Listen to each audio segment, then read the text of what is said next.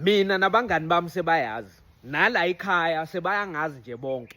Ungangimema umcimbini othile kusasele inyanga ungitshela ukuthi ngelanga eliso kuyobe kunomcimbi onjena, iteam injena, noma ungumngani wami uthi ngelanga eliso asiphumeni sima out siyoshisa inyama siphuze sikuphuzayo kuzoba mnandi nje sima out sike sihlangane sivumelane vele kube right. Bese kufike lelo langa ngaze ngakufonela ekseni ngabuza ukuthi sisaya na kuleyo ndawo. Ubokwazi ukuthi hayi inhliziyo yami ayivumi. Ubokwazi nje ukuthi hayi angisafuni ukuza. Ngakubuza ukuthi lo mcimbi wangitshela ngawo usaqhubeka.